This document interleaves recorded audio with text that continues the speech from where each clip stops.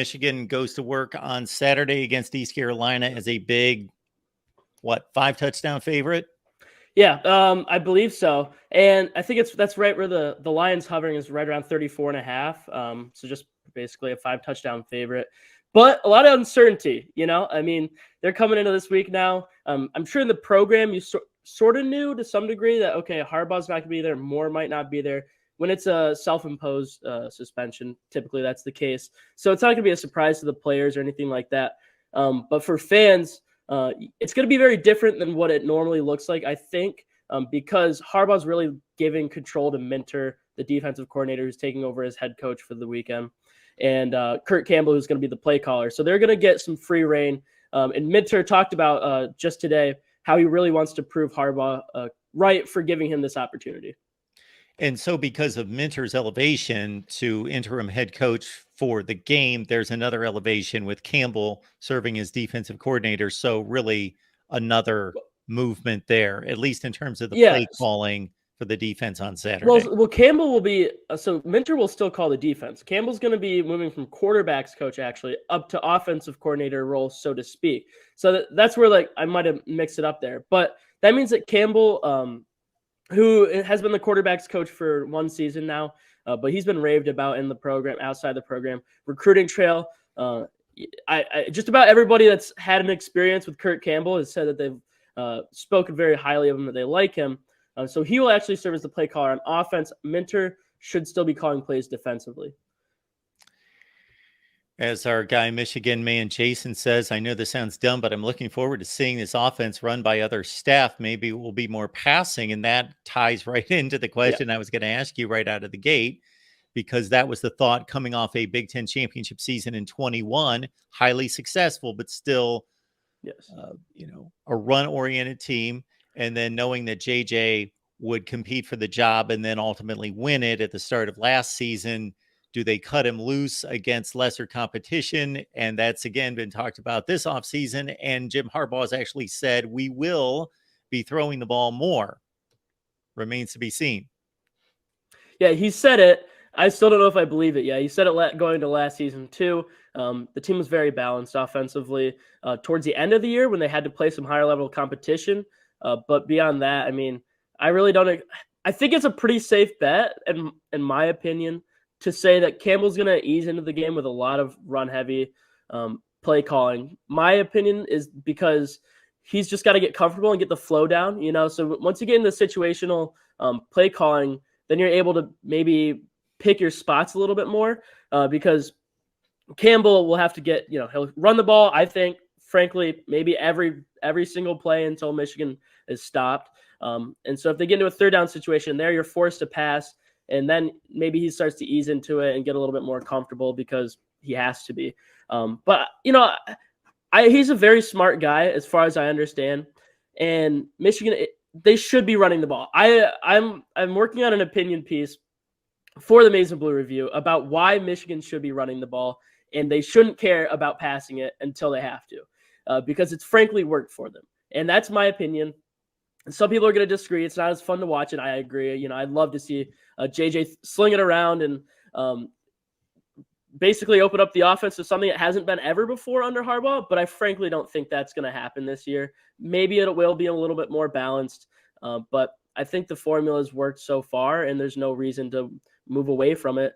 The reason that they lost to a team like TCU was not struggling in their passing game. McCarthy threw 2 pick sixes, but I think those are just very specific poor decisions.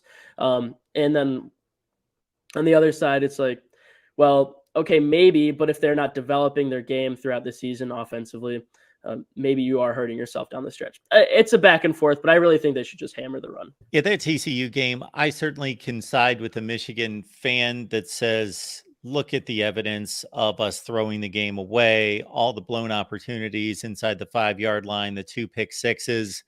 I can always side with the TCU side or the Michigan critic or detractor that says, hey, that's part of the game. You got to complete the plays. You got to complete the drive. You got to not make the mistakes. You lost the game. Of course, they lost the game. They lost the game fair and square, but it's simple to see if you look at Michigan's performance for the entirety of the season, look at TCU's performance for the entirety of the season, that Michigan was a better football team, not necessarily on that day, But that was a upset, no question about that. And Michigan blew the game.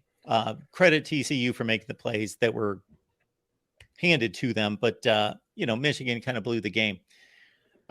Nelson, when we look at this Michigan team coming into Saturday, what are your thoughts about any particular players that aren't necessarily guys that had prominent roles maybe last season or are transfers into the program that you're looking out for?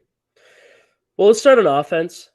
It's they're pretty much returning almost every player offensively, but we'll go to the offensive line because I think that's a really easy spot to start and it makes the most sense. That's where the most talent is for this team, besides the running back position offensively. And I think it's Drake Nugent at center. I think Nugent is going to be a leader for this team. He was a Remington watch list player, and he's this sort of plug and play type of guy like Oluwatimi was for Michigan, who was a Virginia graduate transfer. Yep.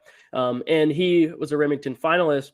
And I think really Nugent is just this type. He's a little bit more athletic than people give him credit for, but he's a grader in the run game. I mean, he'll maul people, and he's a very smart player. So I think watching Drake Nugent is going to actually be very fun because seeing a center who communicates with your quarterback is super important. You have to, whether it's run checks or you're watching for different disguises and whatever that is going on defensively, having a great center, someone who's experienced like Nugent is, will be huge for Michigan offensively. I'll also name, the tackle position is still very much up in the air. But if I see Miles Hinton starting at tackle, I won't be surprised. He's also a transfer from Stanford, and he's a behemoth. I mean, an absolutely enormous guy, and he moves very well, very athletic. And so if Hinton starts, that tells me that, Michigan, we already know, has a very good offensive line, very deep, arguably 10, 12 deep for starting caliber players, maybe more. It's really hard to say. But I think the tackle, it's going to be along the offensive line. I don't think anyone's going to pop. Maybe receiver is the other spot that you might want to look at. Michigan's been a little bit banged up at receiver here.